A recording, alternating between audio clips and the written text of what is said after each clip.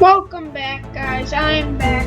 It has been a little bit more than 5 minutes. It's no big deal. So as you can see, now I'm going to just be giving out some little tips for my second video. I'm reaching a goal of 4 for the day, so this is my 2 out of 4. So I'm just going to be giving some tips. I'm not going to actually be doing some gameplay. It's just going to be a short video on what I recommend personally. So you want to go, if you want to stock up a lot of gold, you want to go for these. So, they may not seem like a lot, but 20 gold is pretty helpful, considering that you have an opportunity to get 100 gold a day. Next, your bonus tasks. You have an opportunity to get 25 platinum every day. It may not seem like a lot, but that adds up if you save up for it. I recommend going for these tasks, and the best way to do it is to push. It doesn't matter if you die, you still get the honor point.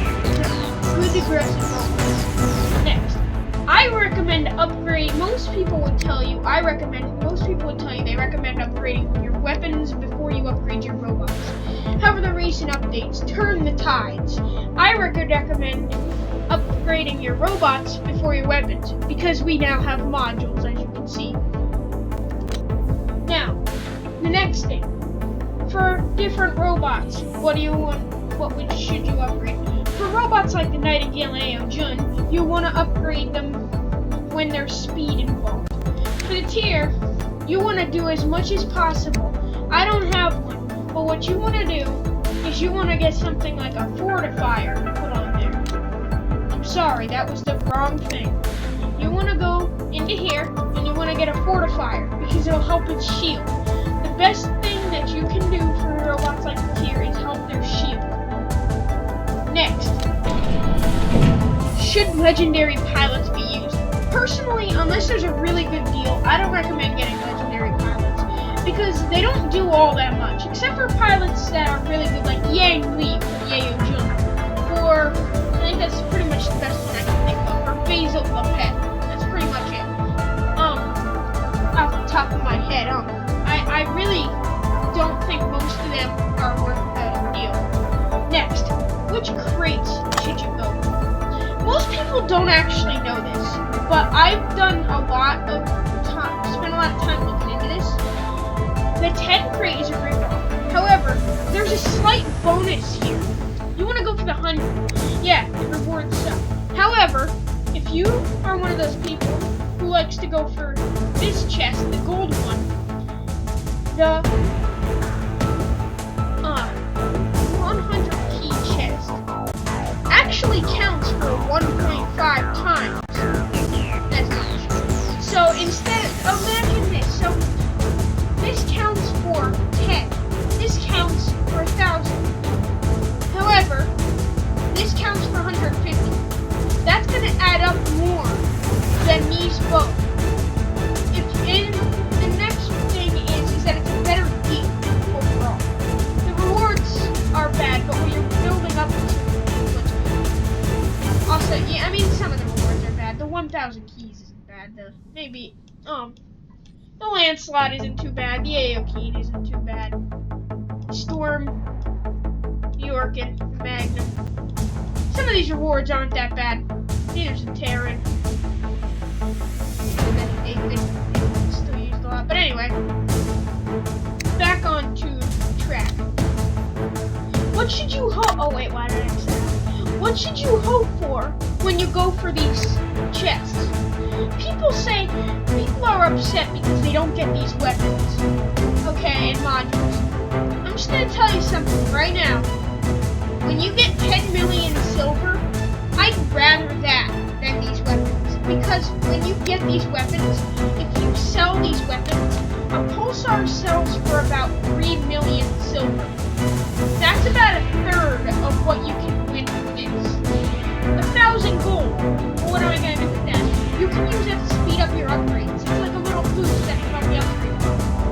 If you're going to go for any weapons here, go for the modules. Personally, in my opinion, I think the modules are better than the weapons, and it's because they have a more permanent effect. See, with the weapons, oftentimes people switch them out when they get better ones, or the weapons get nerfed. Fun fact, modules have a lower chance of being nerfed because they are already pretty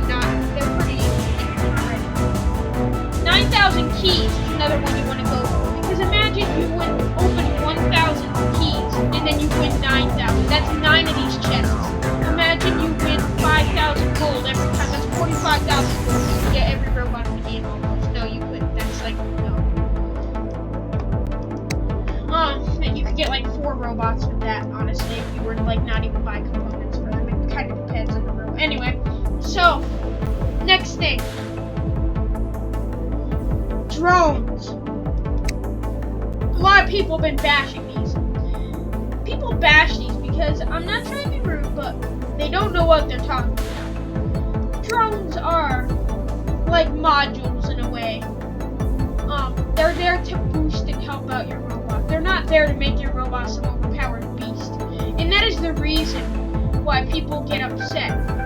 Now, as you can see, I have saved up 15 of control resistors. I'm going to combine these.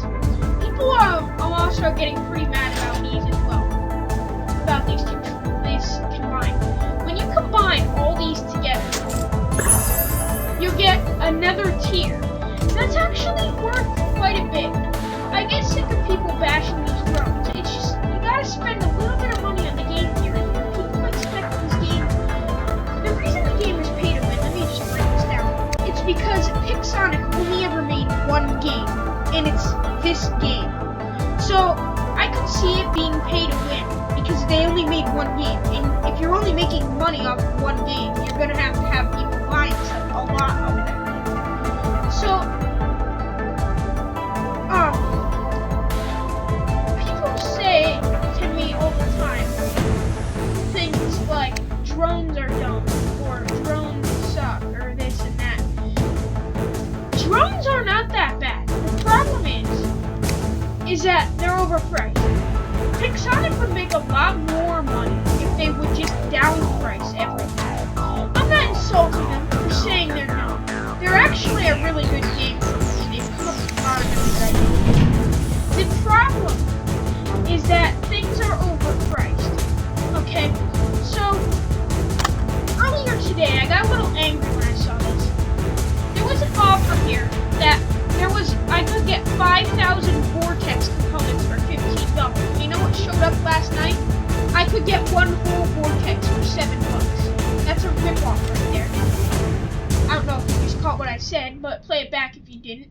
That's like 5,000 components for a Vortex is half the cost. It's double the cost of a full Vortex. That's like saying Earth is larger than Jupiter. It makes no sense. Also, quick fun fact. I don't know if you all knew this, but I don't know if you can do this on mobile, but we on the computer can do this. I don't know if you guys can do that. You might be able to. I don't know. I haven't played on mobile for years. I've been playing on Steam, Facebook Gamer, which is currently not working. So, I wanted you guys to be here when I did this. So I was waiting. I'm gonna buy very first good drone for the channel. The Defender.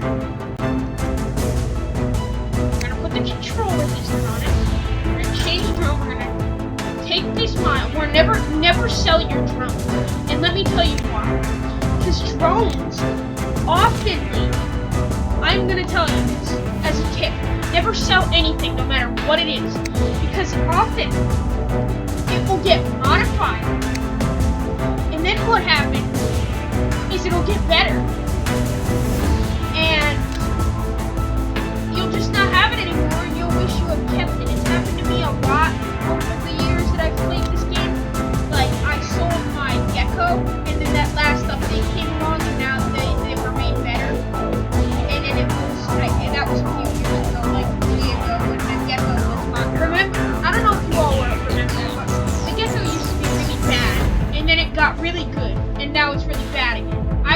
Remember when I sold my geckos right before the update that made them good, and then I felt so angry because I sold those robots, and if I would have kept them, I sold those weapons, and if I would have kept them, it would have been so much easier on me. I would have had better weapons.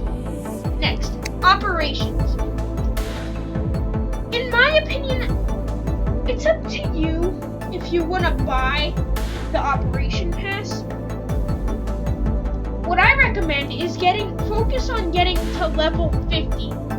And then if you get to level 50, buy the operation pass. If you don't get to level 50, it is so pointless to buy the operation pass. It's just, why bother? You know what I mean? Because you're just getting like half your reward. It's so pointless, in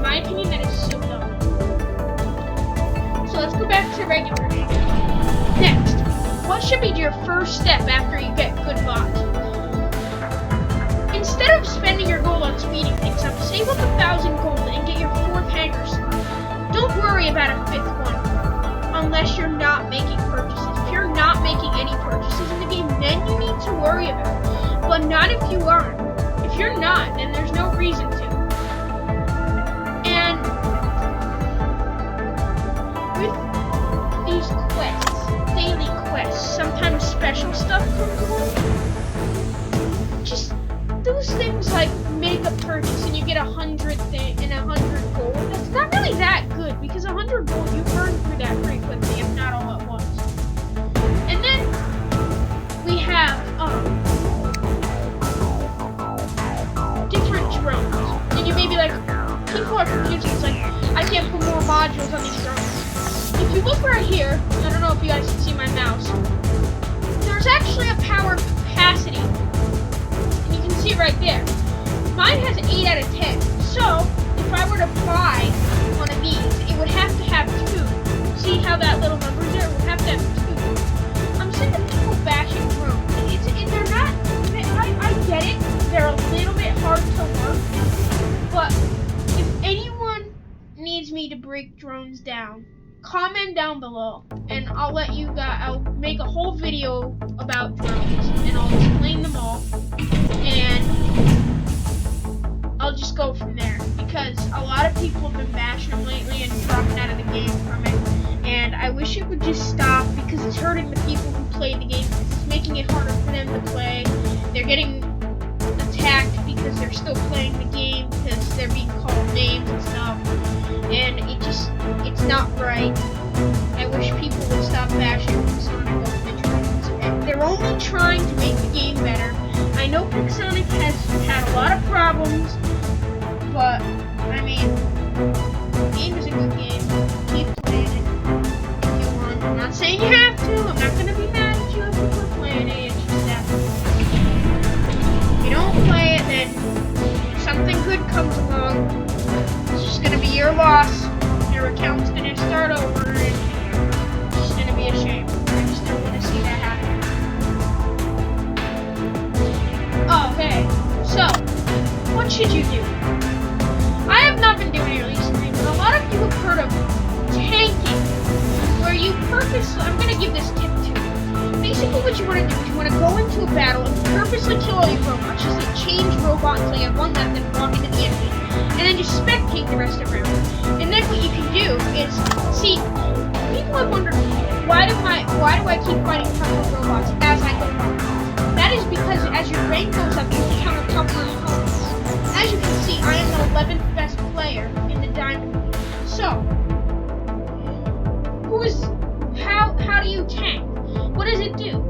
Tanking lowers your rank. Basically, if you tank enough, you get to the private league. Basically, it'll just be you versus like Destroyers and stuff.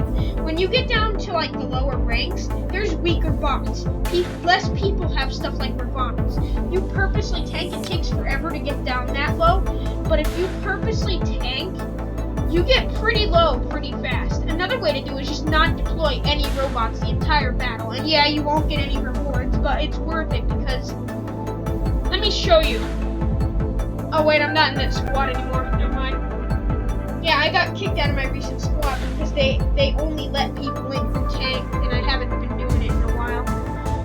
In this next video, after this is the end of the video, please like and subscribe. As usual, check out Adrian Chong Manny Gaming's video.